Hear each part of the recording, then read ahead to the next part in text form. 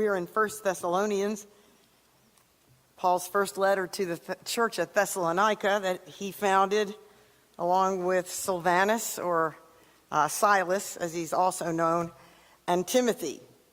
And if you wish to read along, it is on page 1029 in your pew Bible, or you may just wish to turn to 1 Thessalonians in your own Bible, chapter 2. Paul writes, as he talks to them about the way that they did work among them and befriend them and love them, and their ministry to the Thessalonian church. For you yourselves know, brethren, that our visit to you was not in vain.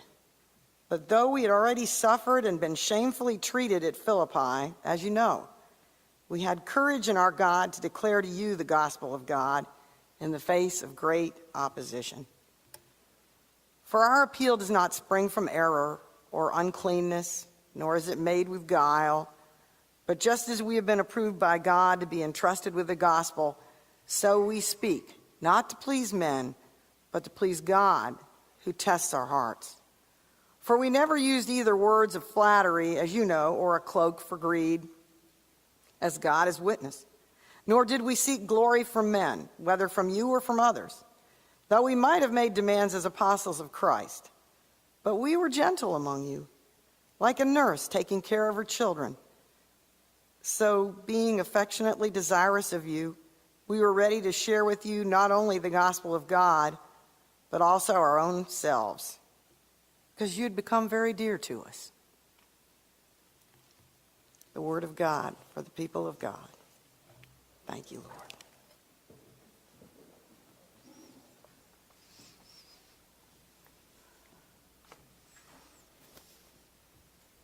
In case you've been looking around wondering who Sally DeFord might be, she's the composer of this. I just forgot to put my name in as soloist when I turned in my information to Susan for the bulletin, but Built Upon the Rock.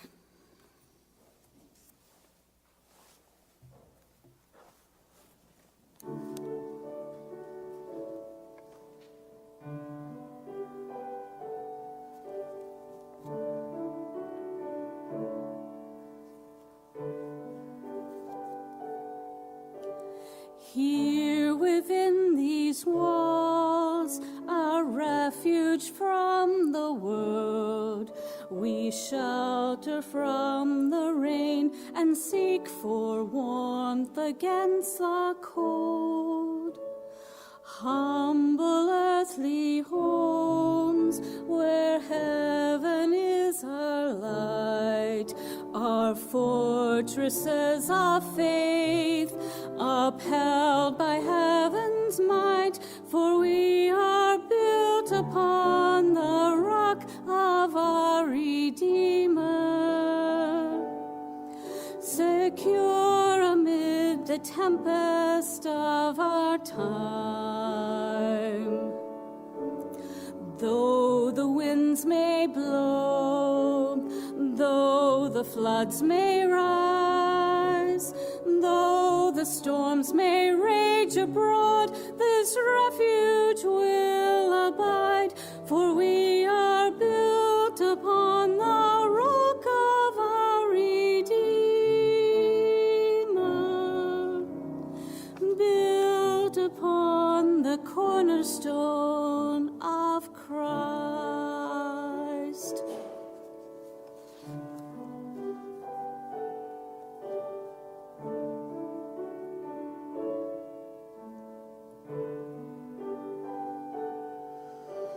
Here his Spirit speaks, his children walk in truth.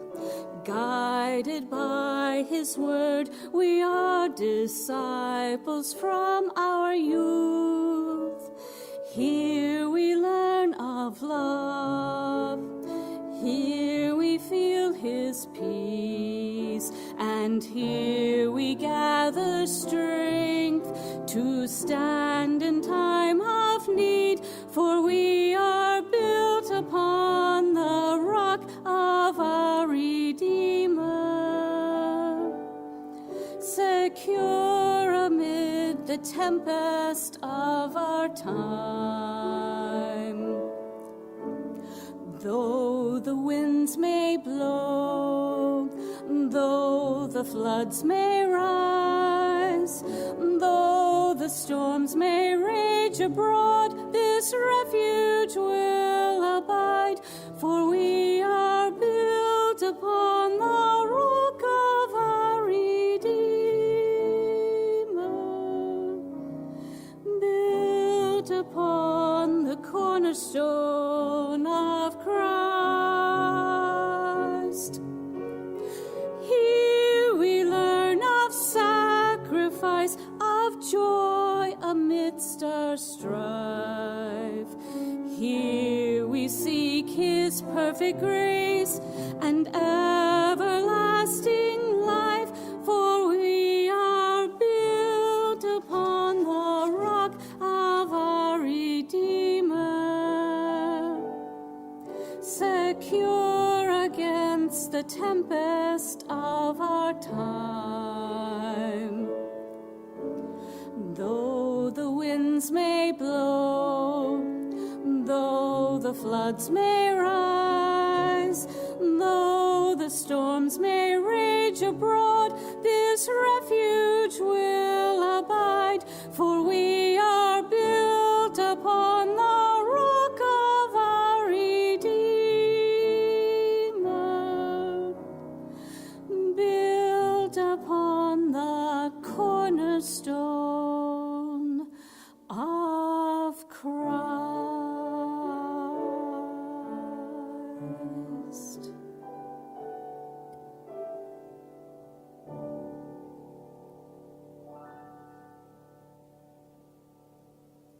Thank you, Mary Helen. That was beautiful.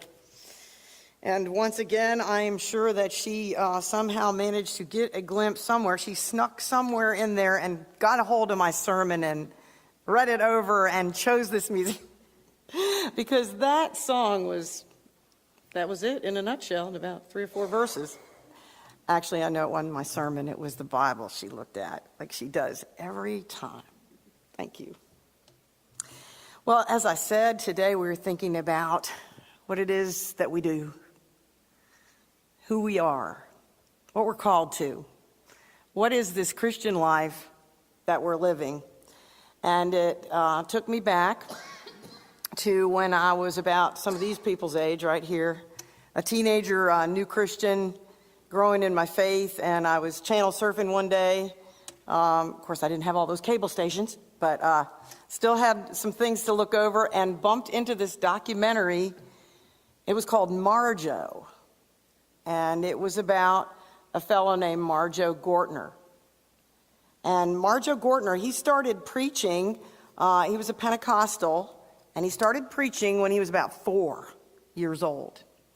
And he could sway a crowd. That little boy was a prodigy in preaching. He could get down on one knee and point at you and say, "You need to be saved," in his little childish voice, and just turn crowds and bring people to tears.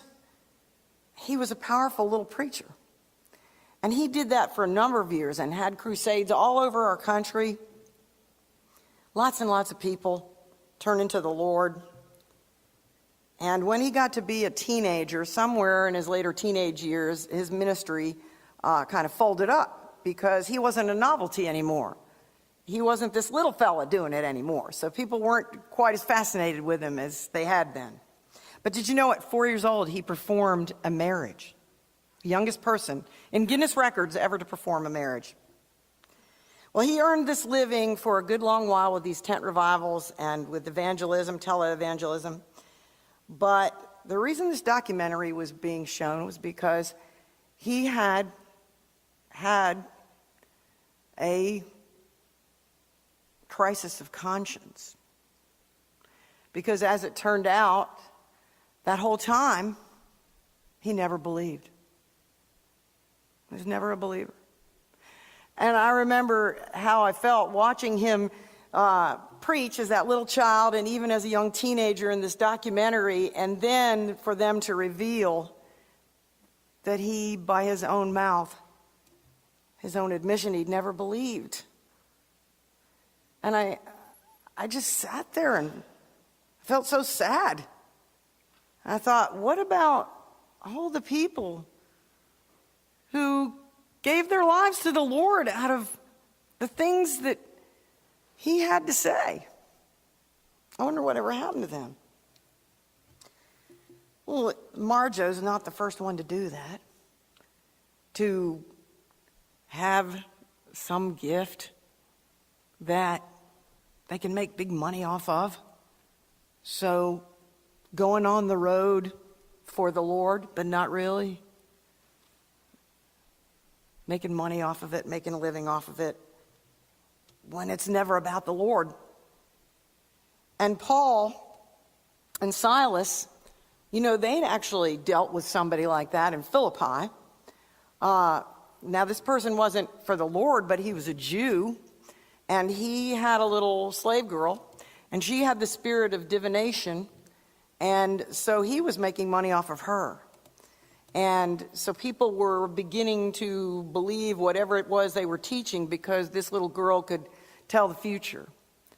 And so one day, with no thought of anything except that this little girl was trapped in something awful, Paul said, you need to come out of her spirit of divination and set her free, and shared with her the good news of Jesus Christ.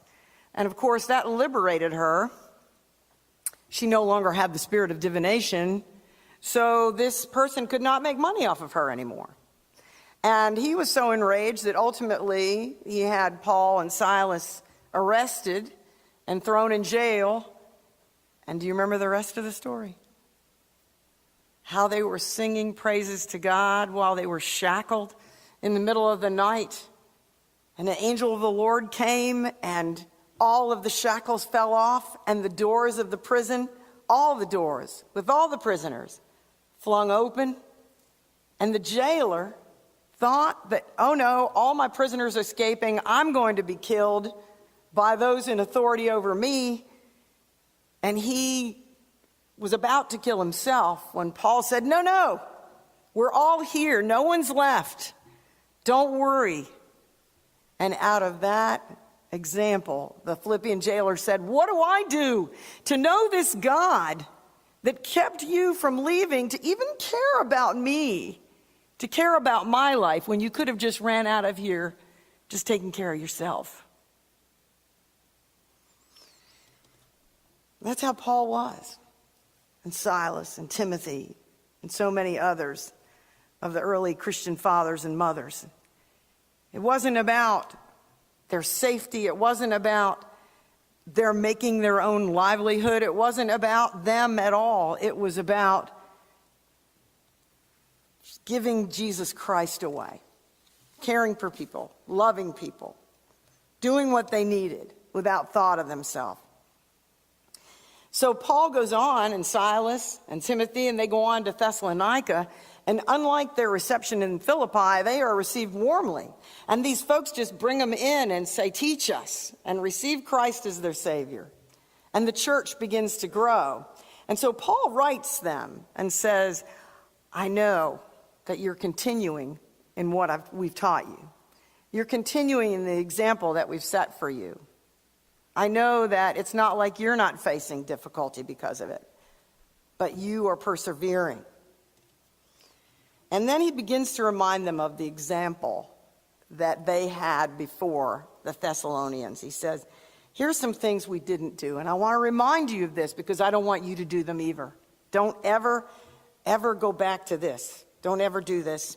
He says, what we did was never under the cloak of personal gain. It was not for greed that we did this. Now, anybody that, like us, we have the Bible, all the stories in the New Testament, we have Acts. We know what Paul suffered. We know all the things that he endured. We know that he didn't gain anything personally as far as monetarily or accolades. As soon as one group was saying, they're from the holy gods, or they are holy gods, which happened to them at least once, They're turning around and being called, who knew? The devil, heretics. And they're being arrested or ushered out of town. And how many times did Paul have to escape near death? So much more than any praise that ever came to him. But there certainly were. You know, in Jesus' time, there were, and they talk about in Acts that there were those who made their money off of swaying the crowds. There were messiahs. Another messiah would come along, and another one, and they're following and fall away because they would be proved to be not who they said they were. They would be exposed. But there have always been Marjo Gortners. He says, we didn't do it for any gain of our own. Remember, this is not about you. And we didn't seek to please people, Paul says. We weren't worrying about their approval. We weren't worrying about whether they'd reject us or not. We weren't seeking any kind of power over them. We weren't seeking their praise. We didn't seek in any way to meet our own needs by their reception of us. And I mean, again, if that had been their motive, they would have stopped right off the bat. Because we know how much they suffered to share the gospel wherever they went. And he says it wasn't for our own glory, in verse 6. We weren't sharing this so that you'd think better of us. But you know, I was thinking back to some churches long ago that I've been in my life. And I was thinking about folks who did leave because their needs weren't met, because somehow the glory ended. I remember people who left because of things like not getting the choir solo, because a decision wasn't made the way they wanted it to go, like what color the sanctuary cushions would be. I remember people who would threaten to leave, really never did leave, but they would threaten to leave because they would want to be begged not to leave. And they would hope that for whatever this issue was that they're threatening to leave about, that you'll take sides with them if you know that they're threatening to leave. Oh, we're all broken, aren't we? We all have needs. And sometimes we seek for glory that should never be ours. Well, then Paul goes on to say what they did do. He says, remember that we shared with you boldly, without apology. We shared with you freely, openly, fearlessly. The word there in great agon in Greek, from the word agony, with intense effort and strenuous exertion, even in the face of hostility and conflict, because of our God. We shared with you. I don't know about you, but it's been a long time since I had to share my faith in that kind of intense situation. We'd go to Cuba on mission trips and we'd hear about it there, about people who, if they shared their faith, they would be persecuted. They would have things done to their property, to their church, that they'd worked so hard just to even have a simple structure to meet in. You might be, well, you could always count on somebody being there who was sort of a spy for the government, listening to how you preached freedom in case it might set the people a little too free. And then when we were there as missionaries, we were going to be leaving. But what might happen to them because we were there? Paul and Silas and Timothy and so many others, they knew a faith that was worth their very lives. It was worth every risk that they had to take. Someone, an anonymous person, defined the risk of the Christian life this way. To risk is to be called a fool. To weep is to risk appearing sentimental. To reach out to others is to risk being involved To expose your feelings is to risk revealing your true self. To dream is to risk loss. To love is to risk not being loved in return. To live is to risk dying. To hope is to risk despair. To go forward in the face of overwhelming odds is to risk failure.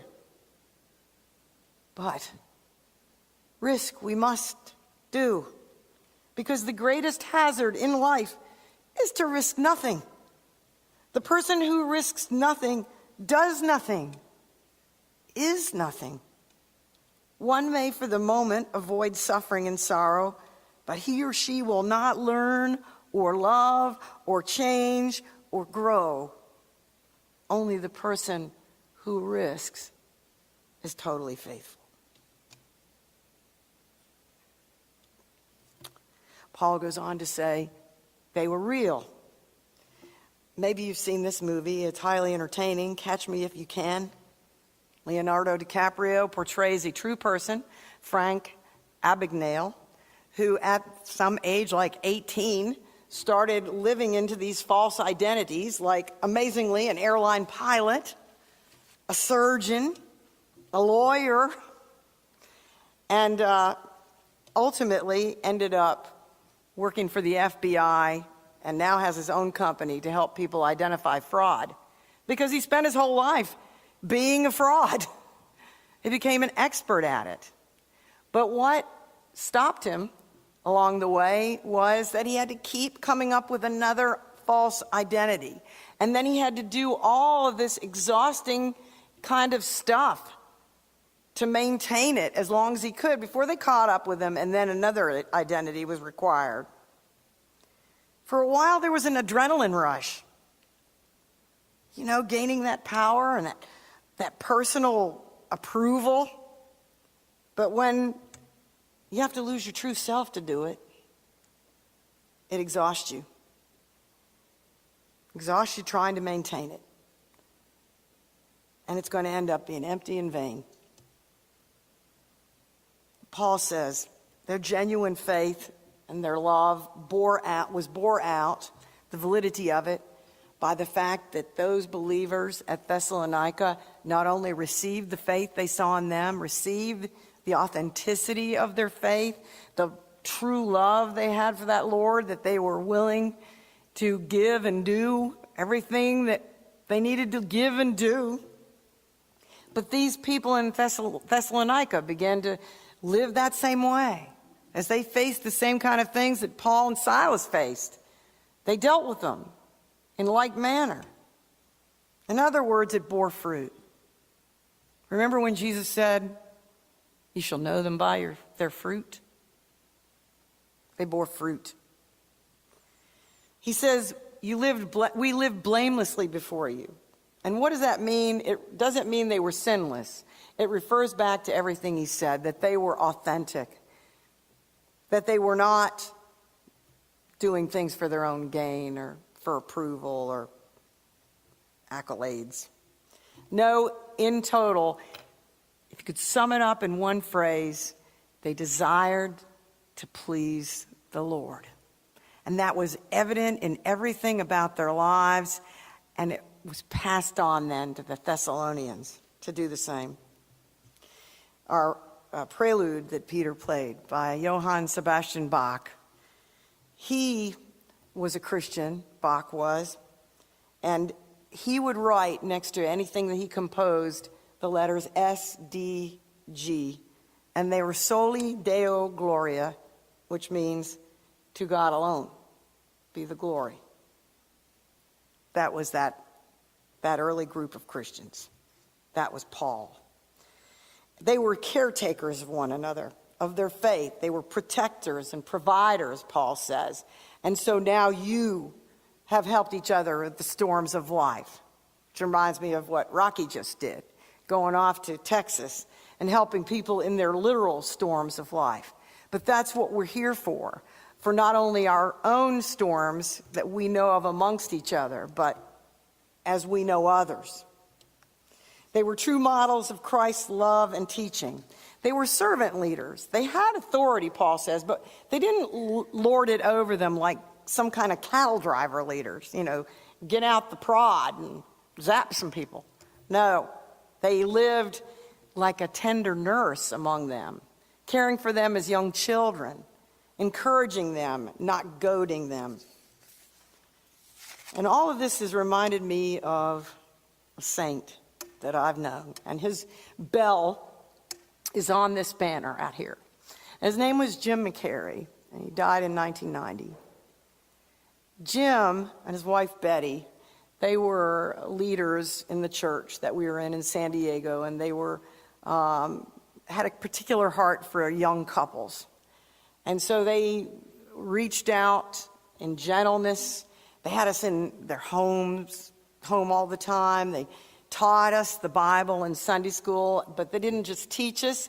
They helped us that at some point we might also begin teaching too. They were working on us all the time, encouraging and helping us grow in our faith. And they shared their struggles with us. I remember Jim sharing with me his struggle with being impatient and his struggle with having a short temper and the things that he learned about overcoming that. And they both had really struggled because their children had come up in the 60s in California. And it was hard to come up in the 60s no matter where you live, but California was a wild place. And they had two sons become very much involved in the drug culture. They had a daughter who was a Buddhist for a while and who put a Buddhist statue in the backyard to worship it. They just went through a lot with their children. But they loved their children. And they continued to nurture and encourage and believe and pray. And their children all came through all of those things and love and serve the Lord now. But they will tell you it wasn't without heartbreak, and it wasn't without making mistakes. And they were human beings.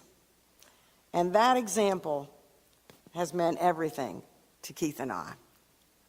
Jim is not just missed by Keith and I. He's missed by a whole host of people across this country who have seen their own Paul in Jim. Well, what happened to Marjo Gortner? Well, he made that documentary, and in the documentary, he showed all this footage of himself in these revivals, and then interspersed with him confessing that he never believed. And he talked about how he was trained to mimic different revival preachers and his motions, and that when he'd say these certain words, he'd point forward, and if he'd do these certain things, he'd be this way. And he learned all these orchestrated movements. He said he even was told to watch Mick Jagger of the Rolling Stones to learn his movements. And he said, I knew how to bring crowds to their knees. And he never did, as far as I know, find faith, real faith. I tried to find evidence of it. I hope and I pray for those who found it and then heard about him. The Lord can do anything. The Lord can save us by any means. But what a damaging thing. On the other hand, there's Johnny Cash, who we know spent hard time in prison, who did many wrong things. And as he'd sing those Folsom Prison blues or other jail songs, he'd also sing the gospel songs right next to it.